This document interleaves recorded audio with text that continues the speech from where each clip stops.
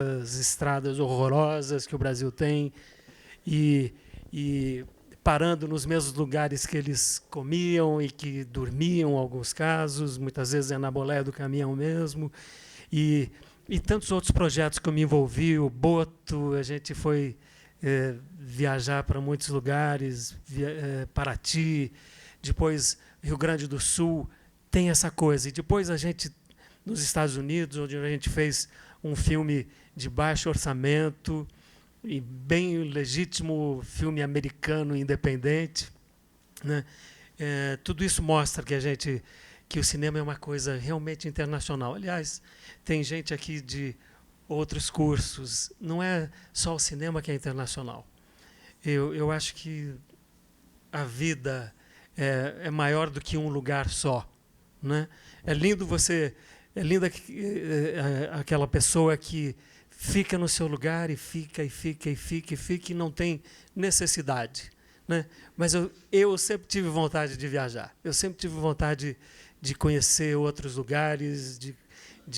E é interessante que, de uma certa forma, quando a gente faz cinema e faz um filme como O Signo da Cidade, que olha para tantos personagens, de uma certa forma é você querer ser o outro, você querer saber mais do outro, né? Quando a gente começou a fazer esse projeto e a Bruna começou a escrever e pouco a pouco ela escrevia e iam surgindo muitos e muitos personagens. Vocês viram alguns no making of, né? Não estão todos aí os que vocês viram. Eu ficava encantado porque ela tem essa capacidade. Viu, Norlan? Inclusive, ela tem um romance de 1991 que também já tem muitos personagens. Nessa época ainda o Altman, por exemplo, nem tinha feito o Shortcuts, né? E ela já tinha essa vontade de falar de muita gente, né? E isso é lindo, né? E eu fico pensando, agora mudando um pouquinho, quem faz publicidade, quem faz jornalismo, se vocês têm uma outra maneira de assistir a um filme, se vocês se perguntam quem está fazendo publicidade, por exemplo, como vocês fariam uma publicidade de um filme como esse? Ou o jornalismo, qual seria o seu approach para falar de um filme como esse? Perguntas para quem quiser falar. Bom, o filme a gente percebe que poderia estar acontecendo em Nova York, poderia estar acontecendo em Paris, Madrid, em grandes cidades pelo mundo. E foi São Paulo a escolhida, né? E qual a experiência que vocês trouxeram do exterior, como história de vida de vocês lá, para dentro do filme, até mesmo não só a história, como também a técnica que vocês aprenderam lá, trouxeram para o filme? Bom, a técnica é inegável, né? Porque a gente foi justamente pegar esse lado de estudo, de técnica de construção, essa coisa que no Brasil não tinha mesmo, não desenvolveu isso, e por infinitas razões. Mas o que a gente vê quando a gente se afasta de um lugar, um pouquinho, é que a gente enxerga melhor. Na verdade, é sempre assim. É como quando a gente tem um problema, não tem coisa melhor do que o distanciamento para você enxergar aquele problema direito. Quando você está muito com o problema aqui, é difícil você conseguir resolver. E eu acho que um certo distanciamento da terra da gente, do Brasil, assim, faz até você olhar tudo mais amorosamente. Às vezes, quando você está dentro, você reclama de tudo, você acha tudo, ai, meu Deus, o trânsito, sei lá, você vê 1000 lances. Mas, quando você se afasta, você compreende que nós estamos todos juntos, debaixo das mesmas estrelas, entendeu? Segurando os nossos destinos, tentando achar os nossos caminhos. E eu acho que esse grau de humanidade, como você falou, podia estar em qualquer cidade, podia estar em Brasília. Não vai fazer diferença nenhuma. O que interessa são as relações humanas. Nós estamos falando de pessoas para pessoas. E se eu escrevo para muita gente, como ele falou, é que eu gosto de gente. Eu realmente gosto de pessoas, eu gosto dessa troca que a gente tem, eu acho isso fundamental. Eu acho que a gente precisa mesmo das pessoas, todos nós, a gente precisa um do outro. Oi, cadê o microfone? Tá ali, tinha um carinha lá, tinha ali, tanto... É. Bom, começa aqui já. Ali. Levou para ele ali que está bastante tempo. De gravata primeiro. Eita, você Pediu antes. Tá certo.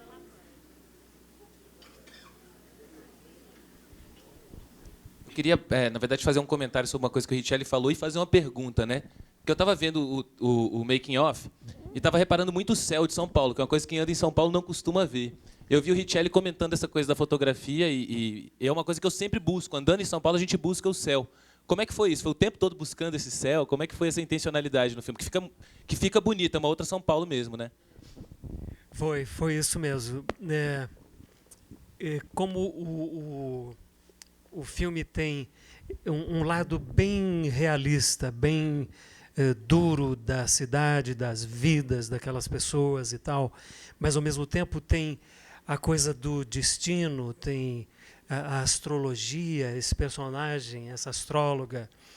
Eu sabia desde o início que eu ia procurar muito o céu, né? Porque lá em São Paulo, como você fala, a gente tem vontade de ver o céu, porque a gente vê muita parede, muito prédio, a gente fica um pouco sem essa perspectiva que a gente deveria ter, né?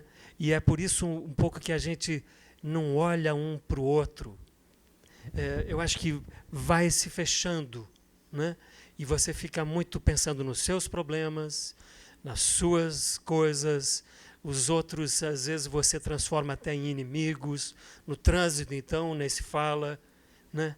Então, essa coisa de olhar para o céu traz um pouco você de volta para aquele ser divino que nós todos somos, né? E isso eu sabia que eu ia querer. Eu sabia que eu ia querer sempre essa câmera procurando o céu de São Paulo. Eu acho que no filme, para quem viu, acho que está tudo lá, né? Ao mesmo tempo que está a cidade, as pessoas comentam muito, puxa, eu nunca tinha visto São Paulo desse jeito. Estou olhando a cidade com outros olhos. Eu tinha isso desde o começo. Eu sabia que eu ia procurar mesmo. E, Bruna, eu queria te fazer uma pergunta, assim, que a gente ouve uma lenda que os atores têm que fazer toda uma preparação para encarnar um personagem. Eu queria saber como é que foi a sua preparação e se a astrologia já fazia parte da sua vida, ou se começou a fazer depois do filme. Olha, eu não acho que seja uma lenda, eu acho que o ator tem que mergulhar sim, porque a mesma profundidade que ele mergulha na pesquisa, na busca, nessa procura de um personagem, é a profundidade que ele vai conseguir atingir o público. Eu acho que essa coisa é proporcional. A maioria dos personagens que eu fiz na minha vida foi com muito assim, trabalho mesmo, de procura, de estudo, de toda essa preparação, porque isso é essencial. E é engraçado que, quando eu escrevi o roteiro, eu fiz toda uma enorme pesquisa para justamente astrologia. Eu já conhecia, mas é diferente conhecer e um pouquinho, assim, né, como leiga, e se interessar profundamente para aquilo ser a ciência da personagem com quem você está trabalhando como protagonista. Na hora que eu terminei o roteiro e que eu peguei o roteiro como atriz, eu não sabia nada. Foi assim como se eu visse aquele roteiro pela primeira vez. É uma coisa muito interessante. Assim, eu nunca pude imaginar assim que essas duas facetas convivessem com uma pessoa. E tanto que eu brincava. Eu estava trabalhando com a Graziella, que faz um personagem, Graziella Moreto, para quem eu até tinha escrito para ela. E eu brincava com ela, falava assim, ela sabe o texto, eu não, sabe? Eu tinha que pesquisar, tinha que começar do zero, como se eu nunca tivesse escrito aquilo. Mas eu fiz uma grande pesquisa nessa ciência holística, nesse mundo invisível, mágico, e ele é muito presente no filme, sim. E tive consultoria de 2 astrólogos seríssimos, o Quiroga e a Lídia Weiner, que deram essa, sabe, mostraram essa respiração que um astrólogo tem. Gostaria de saber, assim, na concepção do filme, né, na pré-produção mesmo, se vocês... É porque o cinema brasileiro ele sempre vem, né, buscando uma linguagem bem própria do Brasil, né? A partir de 60 assim para frente que a gente vai conhecer outras linguagens norte-americanas, de outros países, né? Eu queria saber assim, se vocês buscaram uma questão estética, uma questão de linguagem mesmo, alguns elementos assim para puxar uma brasilidade. Você acha que daqui para frente o cinema brasileiro tende a se diluir assim, a entrar no mercado mundial ou ainda continuar com aspectos bem brasileiros, aspectos de chanchada, enfim, né, do que era o cinema brasileiro histórico? É interessante isso que você falou. Como é teu nome mesmo? Jander. Janer. Você é de onde, Janer? Daqui de Brasília? É engraçado porque a gente se pergunta, muitas vezes eu me perguntei, às vezes falam assim, a mulher brasileira. E eu falo assim, qual mulher brasileira? Se você parar para pensar, existem milhares de mulheres brasileiras, tão diversas, mas tão diversas, que se você for pegar todas e colocar lado a lado, você vai se espantar da diferença cultural, social, espiritual, cultural. É um universo distante, parecem outros países. E, no entanto, todos são brasileiros. Eu acho que o lindo do Brasil é exatamente isso. O Brasil é um país que tem o índio, tem o africano que veio, tem o português, tem o espanhol, tem os imigrantes de todo lugar. O Brasil é um país onde o árabe e o judeu andam abraçados. O Brasil é um país da diversidade amorosa. E isso mudou tudo. Nós somos um misto de raças. Então, quando você fala de uma linguagem brasileira, talvez você pense em uma delas. É como falar assim, é como se eu falasse de música brasileira e pensasse só no forró ou só no axé da Bahia. E todas as outras. E todas as influências da música estrangeira que nós crescemos ouvindo. E são tão válidas e se abrasileiraram com a gente. Então, eu acho que nenhum de nós é puro mais. Nem o índio é puro. Nós somos... E buscar esse purismo seria quase uma ilusão perdida, entendeu? Eu acho que nós somos um misto já. Você é um brasileiro, mas você está na internet com informação de qualquer lugar do mundo. Você pode entrar e saber da Rússia. E eu acho que isto não vai tirar a brasilidade. Então, o que a gente percebe do cinema da retomada é a diversidade de temas, de estética, de busca de personagens. Por exemplo, o Signo da Cidade mexe com personagens urbanos. Eu poderia mexer com personagens rurais. Eu poderia ir para a beira e pegar ribeirinhos do Amazonas. E todos são gente. Você entendeu? E muito diversos. E eu acho que isso é interessante. Eu acho que essa é uma mistura que... Então, eu pessoalmente, não acho que existe uma brasilidade só. Eu acho que existem muitas, muitas, e todas são bem-vindas. Fazer essa mistura, fazer esse grande painel é uma grande tarefa também. Oi, boa noite, Bruno. Boa noite, Richelle. Meu nome é Caetano, sou estudante de cinema. Primeiro, respondendo a sua primeira pergunta lá, que eu acho que ninguém falou ainda. O making-off ajuda, sim, a gente a querer assistir o filme. Acho que conduz bem, mostra um trabalho de construção do filme, dos personagens, das tramas. Gostei muito da forma como você propõe para olhar sobre a cidade.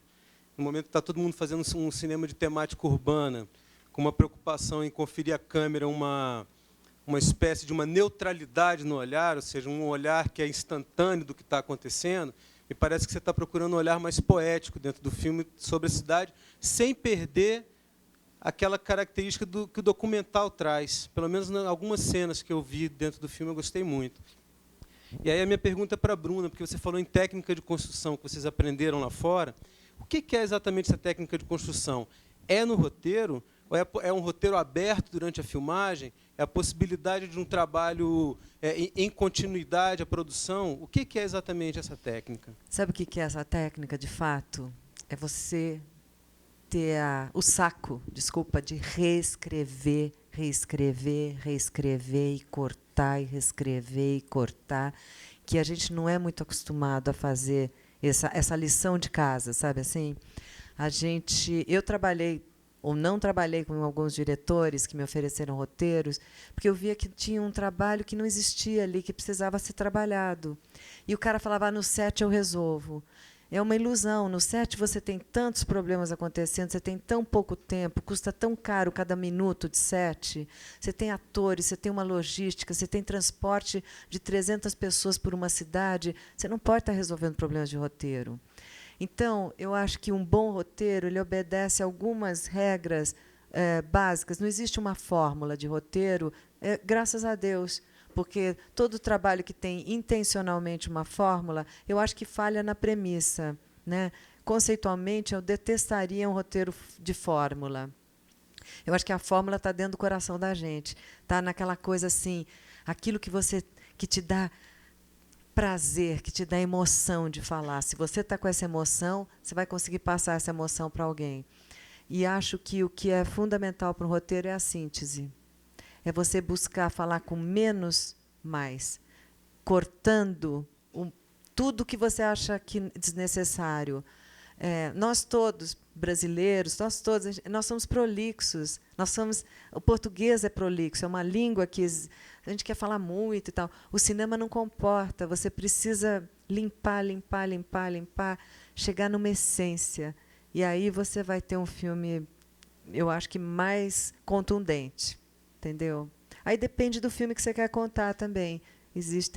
Aí vem o teu conceito, a tua proposta. Quero fazer um filme de terror, quero fazer um filme de ação, quero fazer um filme de amor. Aí é a tua escolha. Minha pergunta é para a Bruna, que escreveu o roteiro, né? Na verdade, é uma curiosidade, porque deve ser muito difícil você construir vários personagens. E, assim, você conheceu gente, porque você tem relações com pessoas diferentes, mas com todo esse tipo de gente, eu queria saber se você conheceu gente parecidas, assim, ou isso foi sua imaginação mesmo? Não é baseado em nenhuma história que eu conheça, não. Não tem nada assim, apesar de eu acho que todo autor tem que observar as pessoas e observar a vida e observar a si mesmo, o roteiro não é baseado em nenhuma história real. Ele é só ficção, saiu da minha imaginação. Mas tem uma coisa engraçada, que quando você constrói, você começa, eu, por exemplo, começo dos personagens mesmo, né?